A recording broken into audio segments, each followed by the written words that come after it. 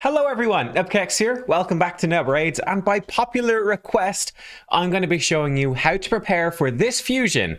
Greathoof, Loriaca, I actually forgot to check her name before clicking record. I'm going to show you how to start preparing for this right now. The fusion, of course, begins 1 week from today, as of time of recording. So yeah, we're going to jump in and break it down. Exactly what to expect, what to prepare for, what you need to know. So I'd say probably... yeah, look, let me break down sort of this calendar first of all. We're going to compare this to the Jetney fusion, which just came. It was a fragment event, and Loriaca is going to be a fragment event as well. As I always do, by the way, on the day this goes live, so on Thursday, next Thursday, right, the 8th of June, I will be breaking down the actual calendar in case there's always the potential that this stuff could change, that fragments could be redistributed or anything like that. So I'll, of course, break it all down for you when it comes live, and we give very specific guidance. But this is pretty standard stuff, right? We're going to have one of each of the different dungeons in there. We're going to have a couple of different champion training things, some dungeon divers, artifact enhancement, and likely a summon rush and a champion chase.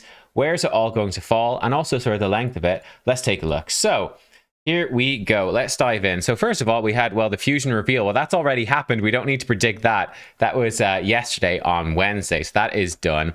And the fusion is going to be beginning over here on the 8th, Thursday the 8th. And it's going to run for at least 2 weeks, right? So it's going to run to at least here. It is possible, if we look at the Jetney one, right? The Jetney one was actually very long. It ran all the way through 2 weeks to this Thursday, and then it ran an extra 4 days. So I guess let's assume that they might do the same here. So let's put this in as a more tentative extension through into the Monday, which would be, it's long. It is long.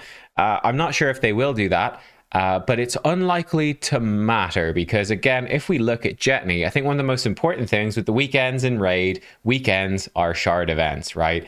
You can see, so Summon Rush with the first weekend, Champion Chase with the second, but no shard events tied into the final weekend. And that would be the things to worry about. So that's likely not to impact you too much. So probably not much happening here at the end, but it might be happening. And I can tell you exactly why this might be extended as well. I think there's a very, very good reason. It's a sneaky reason, but it's something to watch out for. Let's put in the shard events first of all as well. So straightforward enough, we have 2x Sacreds happening Friday, Saturday, Sunday this weekend, which means that the following weekend is going to be a Summon Rush, and that is what is going to kick off this fusion. It's going to be Summon Rush event, right? After that, it's going to be 2x Void Shards, which makes this sort of tricky, actually. It does make it sort of tricky, and that's going to be the other Summon event, and then there's going to be a Summon Rush after that as well. But this Summon Rush, although it does fall within the fusion, again, I really don't think it will be part of it. It never has been before. That would be kind of nuts if they did. That would be very, very unpopular. I don't expect it to happen at all. And there's a good chance the fragment event will even end before this Summon Rush anyway. So that is how we're looking. I guess, by the way, this Summon Rush might be like, grab some Sylvan Watchers, because Sylvan Watcher Faction Crypt is going to be opening pretty soon after that. We'll see. Maybe it will tie in with Call of the Arbiter as well. We shall see. So this stuff is what's going on. So we're going to have Summon Rush and we're going to have 2x Voids. They're going to be the big 2 events as part of this. I can show you exactly the reason why as well. If we look at clan versus clan, so we should have clan versus clan the upcoming Tuesday and Wednesday, and then we should have it the next time as well. So over here, and let me actually put in as well, because I think this does have an impact. We have the Bannerlord Deck of Fate, which has started today, and that is going to carry, I think, all the way through into next Wednesday, the Bannerlord Deck of Fate. So a couple of things here to note immediately. Why did they extend the Jetney fusion, and why might this be the new format for fragments in the future? It's because of this. This one right here is likely to be personal rewards, clan v clan. Let's put let's put some stars on this, some pinstripes. There we go. This is likely to be personal rewards. So, right, if you skip one of the summoning events, which is often something you can do,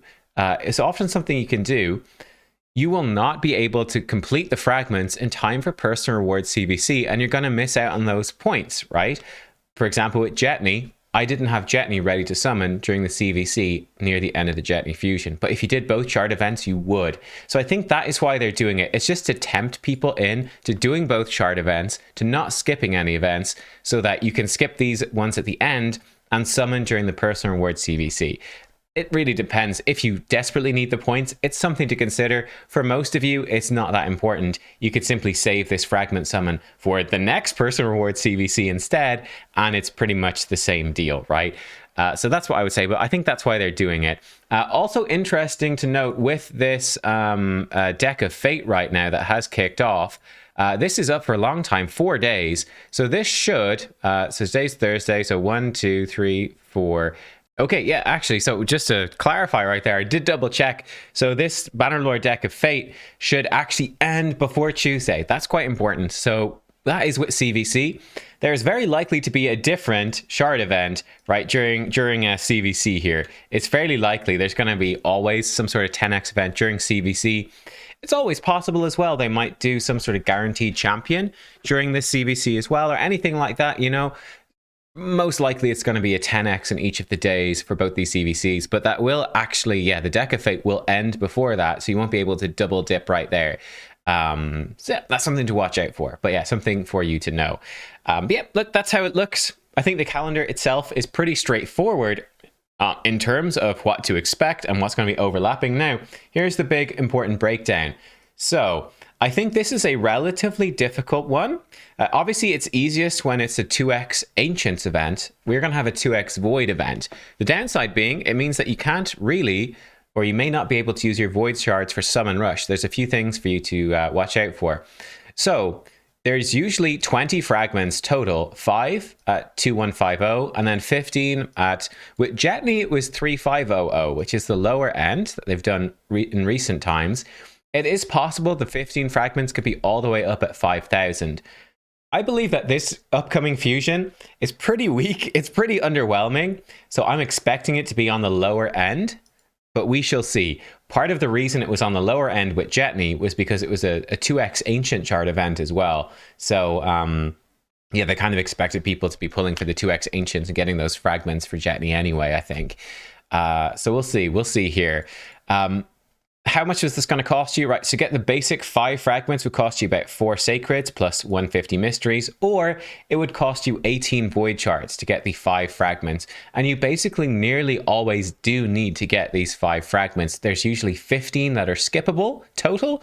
So you could skip the big set, but you need to get every other fragment in the entire fusion, bar winning tournaments, of course.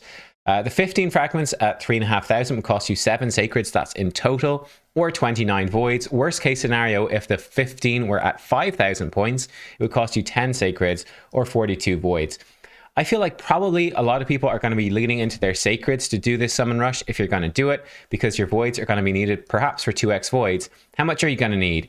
So this is how much you're going to need. So in a 2x voids, right, per void shard for the rare, the epic, the legendary, it works at these many points. You should get, correct me if I'm wrong on this maths, I believe it is correct, 104 points average per shard, which is it's a good bit more. It's actually about double what you're going to get with Ancients in Champion Chase. The main reason being that the void rares are worth 50 points, whereas regular rares are worth 10 points.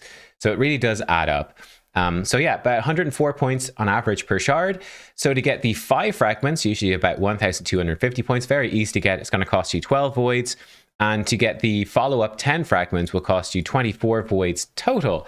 So this is an interesting one, right? It's certainly interesting.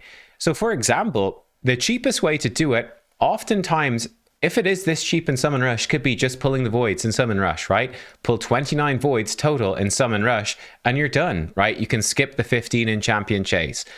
If you pull for 5 shards in Summon Rush and 15 over here, it could cost you 18 plus 24. That would cost you, again, you could be unlucky, 42 voids, roughly speaking. You could be unlucky though. Bear that in mind. You could be unlucky, and it could cost you more voids in the Champion Chase. You might have fragment summons that you can summon to make Champion Chase easier. There's ways to play around it. Summon Rush is a bit more fixed. Interestingly, if you were to do that, right, the 5 fragments with voids for 18, and then get the 15 here for 24, 42 total, it's the same total void spent as just grabbing all of Summon Rush with voids. So yeah, we'll see. We'll break it down again in more detail when we see the actual fusion calendar and we confirm how many shards are going to be here for these events. But good news is you'll see Summon Rush first. You'll be able to judge how expensive it's going to be and make that decision based off of how many voids, how many sacreds, how many green shards you have, and what you're able to do, how many sort of fragment summons and fusions and login champs you got saved up for, excuse me, for the champion chase. That would be my sort of expectation though. And then for like the other events, what you can do right now, honestly, a lot of these events are pretty straightforward. It's really the shard events that need a lot of preparation. The dungeons, right? And the champion. Well, let's talk about dungeons first. Dungeons is very straightforward. You simply need to have energy and gems, really, to buy refills. But save your energy refills. For me, I don't really advise people too much to stockpile like a crazy amount of energy. You can do that, though. If you're really going to struggle, feel free to stockpile energy. You do miss out on some free regen, though.